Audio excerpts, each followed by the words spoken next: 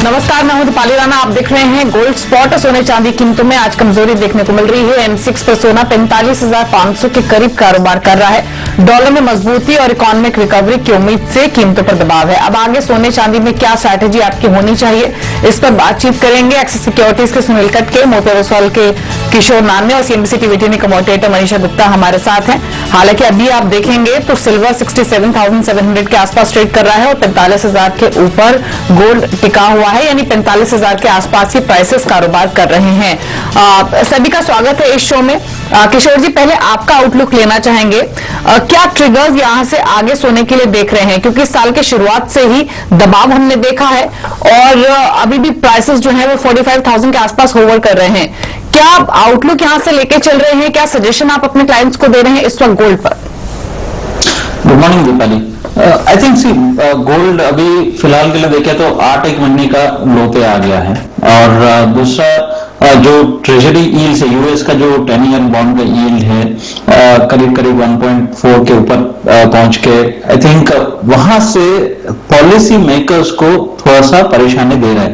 तो policy makers whether it is federal reserve और government दोनों को ट्रेजरी यील्ड को यहाँ पे देखना बहुत कंफर्टेबल नहीं है। कहीं ना कहीं politicians as well as central bankers इसको नीचे लाने की कोशिश में जारी है। दोनों, एक साइड यूएस और दूसरे साइड यूरोप भी इसी दौरे में है। तो मेरे हिसाब से बहुत ही जल्द नया स्टिमुलस बिल पास हो जाएगा। थोड़ा बहुत डॉलर वीकनेस देखने के लिए वापस मिलेगा।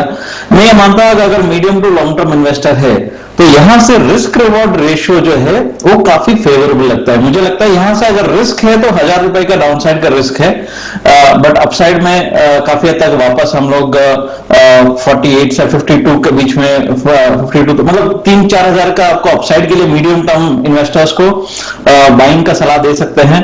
इंट्राडे मेरे हिसाब से 45,300 के आसपास मैं बाइंग का सलाह दूंगा, 45,100 का स्टॉप लॉस और 45,650 का टारगेट। बट अगर कोई मीडियम टर्म इन्वेस्टर है तो 1,000 रुपए का आप जोखिम लेना पड़ेगा, बट आई थिंक मेरे हिसाब से रिस्क रिवॉर्ड काफी फेवरेबल है। राइट, खरीदारी यहां पर बनती है। आगे 3-4 हजार रुपए की तेजी देखने को मिल सकती है जहां पर सोने की बात है। सुनील, चांदी को आप कैसे देखेंगे, क्योंकि यहां पर भी मुनाफा वसूली हमने लौटते हुए देखी है। काफी समय तक रेजिलियंस यहां पर चांदी में थी क्योंकि बेस मेटल्स में उस तरह की बढ़त थी, लेकिन जिस तरह की वॉलेटिलिटी यहां पर मेटल्स पे लौटी है उसका इंपैक्ट चांदी पर भी देखने को मिला। जी मनीषा जी, एक प्रॉफिट बुकिंग का एक दौर हमें देखने को मिला क्योंकि ऑलमोस्ट 9 ईयर 10 ईयर हाई पे बेस मेटल ट्रेड कर रहे थे। तो वी वर एंटिसिपेटिंग कि अगर थोड़ा भी डॉलर मजबूत होता है तो बेस मेटल में करेक्शन आएगा, ऐसा हमारा एंटिसिपेशन था। इवन जो ट्रेजरी यील्ड्स का बढ़ना है वो भी ओवरऑल रिस्कियर एसेट क्लासेस को और इवन इंडस्ट्रियल मेटल्स के लिए थोड़ा दबाव का सिचुएशन क्रिएट किया था। But overall medium term to long term sentiments base metal के लिए पॉजिटिव है। और एज वी ऑल नो कि silver as a safe haven 30-35% के वेटेज है, बाकी 70% वेटेज उसका इंडस्ट्रियल डिमांड फ्रंट पे भी है। और जिस तरीके से डिमांड फोरकास्ट आ रहा है चाइना की तरफ से इंडस्ट्रियल मेटल को लेके, मुझे लगता है आने वाले समय में चांदी को वो सपोर्ट करेगा। Even I think US Fed भी चाहेगा कि इन्फ्लेशन 2% या उसके आगे ही रखें in the near term.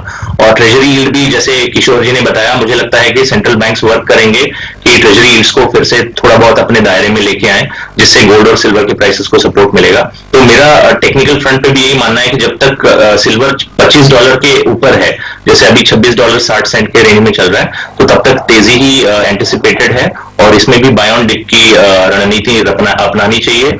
Overall मुझे लगता है कि सिल्वर इस साल गोल्ड को आउट परफॉर्म कर सकता है, ज्यादा चांसेस हैं, और बेस मेटल के प्राइसेस को भी सपोर्ट सिल्वर में मिलेगा। आज के लिए भी मैं रेकमेंड करूंगा, जो मे का वायदा है MCX पे 68,800 के रेंज में भी ट्रेड कर रहा है वो, तो मे का कॉन्ट्रैक्ट यहाँ पे एंट्री ले सकते हैं 68,400 का एक स्टॉप लॉस मेंटेन करते हुए 69,700 से लेके 70,000 का टारगेट देखने को मिल सकता है। ठीक है, तो ऑन डिप्स खरीदारी की ही सलाह है। गोल्ड सिल्वर दोनों में ही यही स्ट्रैटेजी आपको लेकर चलनी, क्योंकि रिस्क रिवॉर्ड रेशियो से फेवरेबल लग रहा है अगर आप लॉन्ग टर्म इन्वेस्टर्स हैं, और इमीडिएट स्ट्रैटेजीज तो आपको मिली ही है। लेकिन गोल्ड स्पॉट से आगे बढ़ते हैं, बात करेंगे कच्चे तेल की। हालांकि काफी मिला जुला ट्रेंड हमने देखा है कच्चे तेल में। ब्रेंट में तो रिकवरी देखने को मिली है, लेकिन M6 पर प्राइसेस अभी भी थोड़े से सॉफ्टनेस के साथ ही ट्रेड हो रहे हैं। थर्सडे से जो ओपेक की मीटिंग शुरू हो रही है उस पर नजरें टिकी हुई है। हालांकि आशंका यही है कि ओपेक की ओर से सप्लाई बढ़ाने की बातचीत हो सकती है, जिसके कारण हमने मुनाफा वसूली ऊपरी स्तरों से हावी होते हुए देखी है। है क्रूड में। किशोर, आपका आउटलुक क्या है क्रूड प्राइसेस पे? ऑलरेडी ऊपरी स्तरों से थोड़ी मुनाफ वसूली आ चुकी है, आज भी प्राइसेस 0.2% नीचे हैं, यहां से और नीचे जाने की पॉसिबिलिटी लग रही है क्या, और क्या व्यू रहेगा इन लेवल्स आगे के लिए? नहीं दीपाली, यहाँ पे जो फैक्टर्स जो पिछले तेजी का कारण बन चुके हैं, इधर वो टैक्सेस फ्रीज होगा या ओवरऑल डिमांड रिवाइवल का जो स्टोरी है, आई थिंक वो कहीं ना कहीं आउटप्लेड हो चुका है। I think the taxes freeze is now done. So मेरे हिसाब से जो एपीआई डेटा आया है करीब करीब 7 मिलियन बैरल्स का आपको बढ़त देखा है कि इन्वेंट्रीज में, तो आज अगर ये का डेटा भी अगर सिमिलरली आता है तो उस बैकड्रॉप पे अगर ओपेक अगर थोड़ा बहुत भी अगर आउटपुट बढ़ाने का अगर डिसीजन लेते हैं तो काफी हद तक इसमें प्राइसेस नीचे आ जाएगा। तो फिलहाल के लिए crude is a sell, so even at current levels थोड़ा ऊपरी स्तर में भी अगर 44.30 44.50 भी मिलता है तो वहां पर बिकवाली करके चलना चाहिए। इंट्राडे के लिए 4340 आप टारगेट पकड़ के चल सकता है। मेरे हिसाब से अगर आप शॉर्ट टर्म अगर देखें तो 4200 4230 के आसपास तक भी आपको डाउन साइड मिल सकता है। मुनाफा वसूली कच्चे तेल में देखने को मिल सकती है। सुनील, आपका क्या व्यू है? क्योंकि जैसे किशोर ने कहा कि फ्रीज खत्म हो चुका है, बाजार में हमने सप्लाईज बढ़ते हुए देखी हैं, इन्वेंट्रीज भी यूएस की तरफ से बढ़ी हैं, और ओपेक से माना जा रहा है कि 0.5 मिलियन बैरल प्रतिदिन की बढ़त हम देखेंगे, और जो सऊदी अरेबिया ने कटौती की थी 1 मिलियन बैरल की, वो भी शायद बाजार में वापस आएगी। तो 1 अप्रैल से शायद 1.5 मिलियन बैरल्स प्रतिदिन यहां पर सप्लाईज बढ़ेंगी।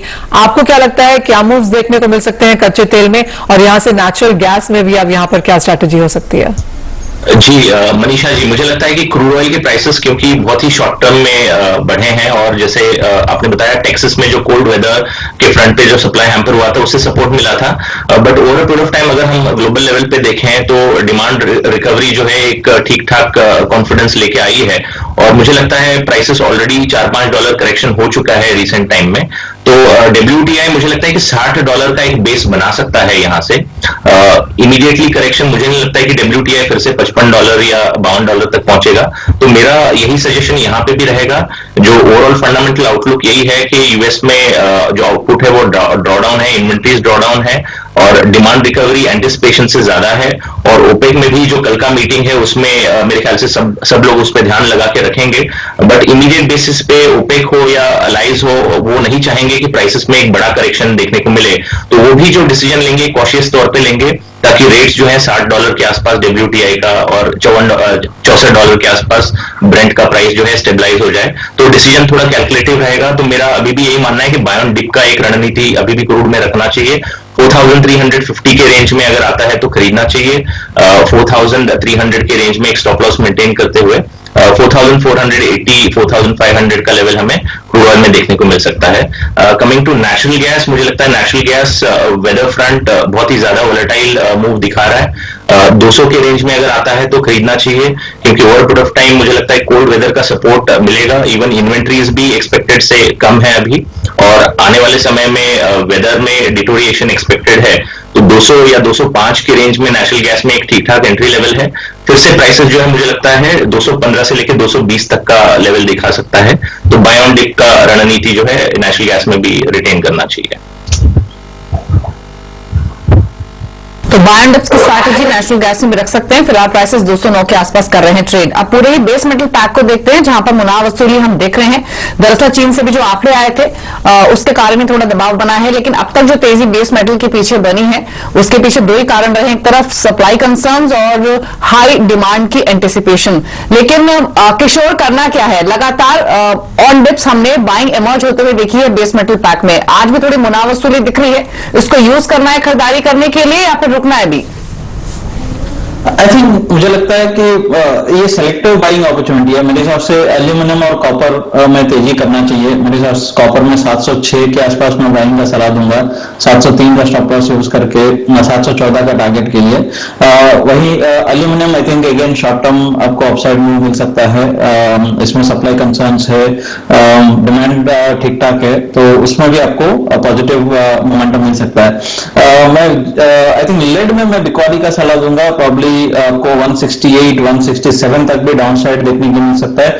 172 का स्टॉप लॉस यूज करते हुए इसमें बिकवाली करना चाहिए। मुनाफा वसूली मेटल्स में यहां पर जारी रह सकती है और एक और रीजन की ये गिरावट देखने को मिली है कि चाइना का जो पीएमआई नंबर्स हैं वो 51.2 पर आए हैं। पिछले महीने ये 52 था, तो क्लियरली मंथ ऑन मंथ हमने एक डिक्लाइन यहां पर आते हुए देखा है और उसका असर यहां पर प्राइसेस में है। सुनील, आप कैसे देखते हैं? आपको भी लगता है मुनाफा वसूली और आ सकती है? क्या बिकवाली की साइड पर आप भी यहां पर टिल्टेड है? जी मनीषा जी, मुझे लगता है फंडामेंटली कॉपर के प्राइसेस हम मीडियम टर्म में 750 के रेंज में एंटिसिपेट कर रहे हैं। तो विद 750 इन माइंड मुझे लगता है कि बाय ऑन डिप का रणनीति होना चाहिए।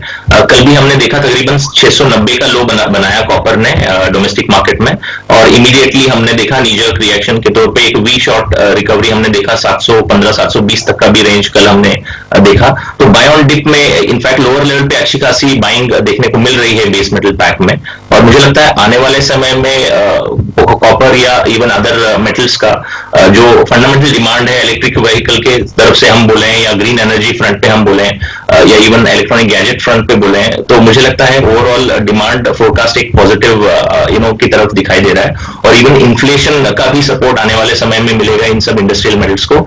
तो मेरा राय यही रहेगा कि कॉपर अगर हम देखते हैं तो 708 के रेंज में भी चल रहा है, 705 या 708 के रेंज में एक ठीक ठाक इंट्राडे लेवल पे एंट्री बनती है। 703 702 का एक स्टॉप लॉस मेंटेन करते हुए 716 का एक बार इंट्राडे लेवल का टारगेट देखने को मिल सकता है, और पोजिशनली अभी भी हम 750 तक का एक रेंज जो है टारगेट कर रहे हैं 1-2 हफ्ते में। तो from that perspective we are bullish on copper. ठीक है, तो बेस मेटल पैक में सेलेक्टिव बाइंग की जा सकती है। किशोर और सुनील दोनों का ही व्यू है कि कॉपर में आप खरीदारी कर सकते हैं, और सुनील का मानना है 750 तक के लेवल्स भी एक्सपेक्टेड है। किशोर, एक क्विकली आपका आउटलुक रुपए में भी चाहिए। सुबह हालांकि शुरुआत स्ट्रॉन्गर नोट पे हुई, 73 के ऊपर फिलहाल डॉलर के अगेंस्ट ट्रेड कर रहा है, लेकिन क्या व्यू है इन लेवल से? आई थिंक डॉलर काफी हद तक इसमें रेंज बाउंड मार्केट एक्सपेक्ट कर सकते हैं। हल्का सा डॉलर वीकनेस ही मैं एक्सपेक्ट करूंगा, बिकॉज अगर नया स्टिमुलस पैकेज पास हो जाएगा तो प्रॉब्ली आपको मॉडरेट डॉलर वीकनेस दिख सकता है। बट अगेन ओवरऑल अगर सेंटिमेंट अगर मीडियम टर्म अगर देखें तो डॉलर अभी भी उसका चार्म खत्म नहीं हुआ। सो इंडियन कॉन्टेक्स्ट में अगर रूपी डॉलर के हिसाब से देखें तो मेरे हिसाब से ओवरऑल एक रेंज बाउंड मार्केट देख सकता है। ऊपर में आपको 30-35 पैसा एंड डाउन साइड में आपको 20-25 पैसा का move. I think in the next 1 month before March and आपको इससे ज्यादा बड़ा मूव एंटिसिपेट नहीं कर रहा है। ठीक है, तो ये रुपए पर आउटलुक है। फिलहाल प्राइसेस अगर आप देखेंगे तो 73.05 पर ट्रेड हो रहे हैं। एक ब्रेक के लिए यहां पर रुक रहे हैं, लौटेंगे तो आज की हॉट कमोडिटी तो आपको बताएंगे ही, साथ ही रबर की कीमतों में तेजी देखने को मिली है। आगे के लिए क्या प्राइस आउटलुक बन रहा है इस पर चर्चा करेंगे। लौटेंगे छोटे से ब्रेक के बाद।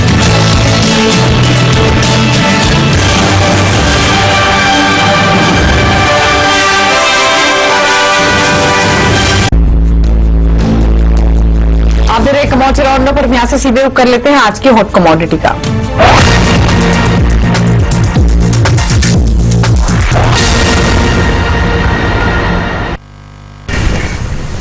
आज की हॉट कमोडिटी सीपीओ है, यानी क्रूड पाम ऑयल, जहां पर आप बिकवाली की पोजीशंस बना सकते हैं। मार्च कॉन्ट्रैक्ट में 1045 के लेवल्स पर आप सेल पोजीशंस इनिशिएट कर सकते हैं।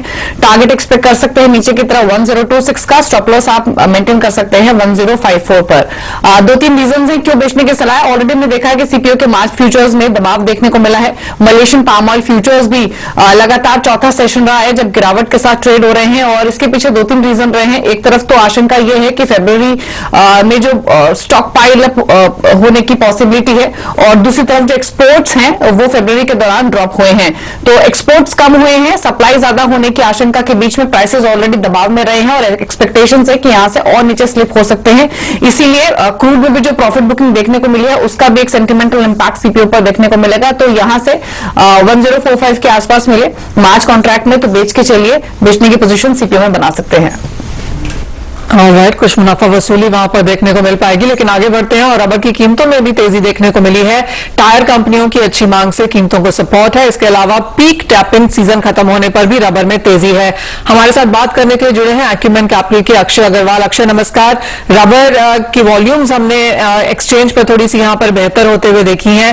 पीक टैपिंग सीजन जो है वो खत्म हो गया है। टोक्यो में आज अच्छी खासी बढ़त है, 166 के लेवल्स के साथ फिलहाल फ्यूचर्स में यहां पर कारोबार है, और केरला ने क्लियरली यहाँ पर जो मिनिमम सपोर्ट प्राइस यहाँ पर रबर का बढ़ाया है 170 रुपए प्रति किलो के लिए, उसका भी सहारा मार्केट्स में है। यहां से किस तरह के प्रोडक्शन और डिमांड सप्लाईज के साथ आप काम कर रहे हैं? अभी हम एक्सपेक्ट कर रहे हैं कि बाजार अगले 10 दिन के लिए तकरीबन steady ही रहेगा। Okay. तो एक कारण ये है कि कोविड वैक्सीनेशन का जो अभी जो गति पकड़ी है उसके कारण ग्लव्स के लिए डिमांड कम होने की आशंका है। एंड टिपिकली मार्च में जो है कंपनीज जो इन्वेंट्री है वो उसको कम रखते हैं। तो इन दो कारण के कारण मार्च में अगले 10-12 दिन के लिए मार्केट स्टेडी रहेगा, लेकिन टुवर्ड्स मार्च एंड अप्रैल के लिए जो बाइंग इमर्ज आएगी वहां हम तेजी एक्सपेक्ट कर रहे हैं। यहाँ से तकरीबन 2-3% और ऊपर बाई मार्च एंड जा सकता है रबर की कीमत। अक्षय, क्लियरली जो पिछले साल की बड़ी खबर थी, क्योंकि ऑटो की तरफ से, ऑटोमोबाइल्स की तरफ से तो इतनी डिमांड नहीं थी, लेकिन rubber gloves almost 390 billion pieces बेचे गए, ऐसे इनिशियल यहां पर न्यूज है। कितनी कमी देखने को मिल सकती है इस बार ग्लव्स में, और ऑटोमोबाइल्स की तरफ से किस तरह की मांग है, क्योंकि 70% जो रबर की कंजम्पशन है वो टायर्स की तरफ से आती है, तो ओवरऑल मार्केट सिनेरियो कैसा है? ऑटो इंडस्ट्री में डिमांड पिकअप ही होना है। अभी एक रिसेंटली अपनी बहुत बड़ी एक तेजी इंटरनेशनल मार्केट में देखी थी, $1700 से $1950 तक रबर गया था, एंड अभी वहां से करेक्शन है तो तकरीबन $1800 कर रहा है। इसके मेन कारण थे स्टिमुलस की जो अनाउंसमेंट था, चाइनीज हॉलीडेज खत्म हुए थे, इन सब के कारण हुआ था। रबर का अभी ग्लव्स के डिमांड कम होने के चांसेस ज्यादा हैं, क्योंकि दुनिया भर में वैक्सीनेशन काफी गति पकड़ी है, लेकिन ऑटोमोबाइल्स में काफी सारी डिमांड बढ़ सकती है, तो ओवरऑल ट्रेंड तेजी की ही लग रही है। अक्षय, बहुत शुक्रिया साथ जुड़ने के लिए। तो वो इंडस्ट्री पर्सपेक्टिव है। किशोर, आपको क्या लगता है रबर फ्यूचर्स जहां तक एमसीएक्स पे हैं, किस तरह की वॉल्यूम्स हमने आते हुए देखी हैं, और जो ग्राउंड फिजिकल मार्केट्स में फंडामेंटल्स हैं, क्या वो प्राइसेस दर्शा रहे हैं? मनीषा, आई थिंक बहुत लॉन्ग वेट के बाद एक्चुअली थोड़ा बहुत रबर कॉन्ट्रैक्ट अभी जो रीलॉन्च टाइप किया है, तो उस हिसाब से एक्चुअली मार्केट्स में एक्साइटमेंट तो है, बट रिटेल पार्टिसिपेशन अभी भी थोड़ा सा कमजोर है। तो मैं ये बोल सकता हूँ कि आई थिंक नॉलेज लेवल्स बढ़ना इम्पोर्टेंट है। Second is that it's a very concentrated regional commodity है। आपको रबर केरला एंड आसपास की जगह पे आपको थोड़ा सा नॉलेज मिलता है लोकल फार्मर्स से, लोकल व्यापारी से, but I think rest of the country is not very well versed with it. Actually that's a challenge of agricultural commodities, वो काफी लोकलाइज्ड हो जाता है। तो but I think let's hope कि काफी हद तक रिवाइव होगा, and let's see, as of now the volumes are still to be picked up. Alright, volume अभी भी यहाँ पर पिकअप की एक्सपेक्टेशंस हैं और स्कोप है, लेकिन जहां तक फंडामेंटल्स की बात है, रबर में हमने क्लियरली काफी सपोर्ट आते हुए देखा है। पिछले साल की करीबन 28% की तेजी के बाद 6-7% की बढ़त के साथ इस साल भी रबर के प्राइसेस में फिलहाल कारोबार। एक और सेक्टर जहां पर नजर डालेंगे वो है गुआर सीड एंड गम, जहां पर भी तेजी देखने को मिली है। दोनों कमोडिटीज में करीबन आधे % की बढ़त के साथ आज यहां पर कारोबार है। एग्री कमोडिटी एक्सपर्ट पुखराज चोपड़ा हमारे साथ अब जुड़े हैं। पुखराज जी नमस्कार। काफी अंडर परफॉर्मेंस के बाद इवन एज बाकी पूरा एग्रीकल्चर सेक्टर यहां पर भागता हुआ नजर आया है, एक अंडर परफॉर्मेंस हमने गुआर सेक्टर में आते हुए देखी है। कच्चे तेल के प्राइसेस में भी बढ़त है, हमने मार्केट्स भी यहां पर ओपन अप होते हुए देखे हैं। कितना असर अब आगे डिमांड में एक्सपेक्टेड है? देखिए मनीषा जी, ये अंडर परफॉर्म कर रही है, इस बात की निशानी तो इस बात से मिलती है कि कमोडिटी मार्केट का ये किंग हुआ करता था ग्वार, आज इसका वॉल्यूम भी कम हो गया है, और बिजनेस चैनलों पे भी इसका लास्ट में नंबर आता है। तो ये तो निश्चित है कि इससे लोगों का ध्यान हटा है। दूसरी बात, फॉरेन की जहां तक बात है, निर्यात की बात है, दिसंबर में 28,000 टन का निर्यात हुआ था, जनवरी में 27,000 टन का निर्यात हुआ था, और इस महीने भी ऐसा लगता है कि मार्च में भी गम अच्छी क्वांटिटी में जाएगा, जिस तरह से ट्रेड हो रहा है। इस तरह की तेजी इसमें नहीं दिखाई देती है। इसके पीछे 2-3 कारण हैं। पहला कारण यह है कि जिन लोगों ने फंडिंग करवा रखी थी बैंकों ने रीफंडिंग करने से इनकार कर दिया, इसलिए वो माल बाजार में बिकवाई के लिए आ गया गम के रूप में। तो ये प्रेशर एक बना रहा। जहां तक डिमांड की बात है, डिमांड अच्छी है, और यही डिमांड रहती है तो आने वाले समय में इसके भाव बढ़ेंगे। मनीषा जी, एक बात और मैं स्पष्ट कर दूं कि 1990 के बाद में ये पहला समय है जब इतनी कम फसल हुई है। 1990 के बाद हमने 42 लाख बोरी 40 लाख बोरी की फसल नहीं देखी थी, इतनी कमजोर फसल नहीं देखी थी। इतनी कमजोर फसल के बावजूद भी हर सप्ताह ये बाजार कुछ न कुछ घटकर बंद हुआ है। इसके पीछे कारण कई हो सकते हैं, पर मेन सबसे बड़ा कारण है कि लोग थक चुके हैं इससे, यानी उब चुके हैं लोग, और इसी वजह से ये मार्केट दबा हुआ है। अब इसको उबरने में बहुत ज्यादा समय तो नहीं लगेगा मनीषा जी। सुनील, आप कैसे देखते हैं? जैसे पुखराज जी कह रहे हैं, आपको कैसे नजर आती हैं वॉल्यूम्स आगे जाके प्राइस एक्शन? जी मनीषा जी, मुझे लगता है देखिए ओवरऑल डिमांड में पॉजिटिविटी हम एक्सपेक्ट कर रहे हैं। एनिमल फीड फ्रंट पे डिमांड इंप्रूव हो रहा है गुआर फ्रंट पे, और इवन जैसे पुखराज जी ने बताया सोन एरिया कम से कम है, और लास्ट 2 साल में सबसे लोएस्ट स्टॉक जो है हम एंटिसिपेट होते हुए देख रहे हैं। और जो मेन डिमांड एक्सपोर्ट डिमांड जो यूएस से आना था वो उस हिसाब से नहीं आया, but over period of time मुझे लगता है जैसे क्रूड ऑयल की प्राइसेस अभी $60 के करीब आ गए हैं, तो इन अ वे इसका डिमांड फोरकास्ट भी पॉजिटिव है। तो डोमेस्टिक कंजम्पशन भी बड़ा है और एक फोरकास्ट पॉजिटिव है, तो उसके चलते मुझे लगता है कि गुआर सीड का प्राइस शायद 4000 तक का भी लेवल एक बार छू जाए। करंटली 3820-30 के रेंज में चल रहा है, तो एक 4000 रुपीज तक का टारगेट गुआर सीड फ्रंट पे देख सकते हैं। और गुआर गम मुझे लगता है 6200-6300 तक का लेवल छू सकता है आने वाले समय में। ऑलराइट, सो फंडामेंटल्स यहाँ पर स्ट्रांग है, लेकिन वॉल्यूम्स और इंटरेस्ट में हल्की सी कमी आते हुए देखिए, लेकिन प्राइस मूव्स आपको आगे जाकर यहाँ पर बढ़त दिखा सकते हैं। बहुत शुक्रिया पुखराज जी साथ जुड़ने के लिए। सुनील और किशोर, आपसे भी इजाजत लेना चाहेंगे। बहुत शुक्रिया साथ जुड़ने के लिए और उन तमाम कमोडिटीज पर अपनी स्ट्रैटेजीज देने के लिए। इसी के साथ मुझे भी दीजिए इजाजत, लेकिन आप देखते रहिए फ्यूचर्स एक्सप्रेस ब्रेक के बाद।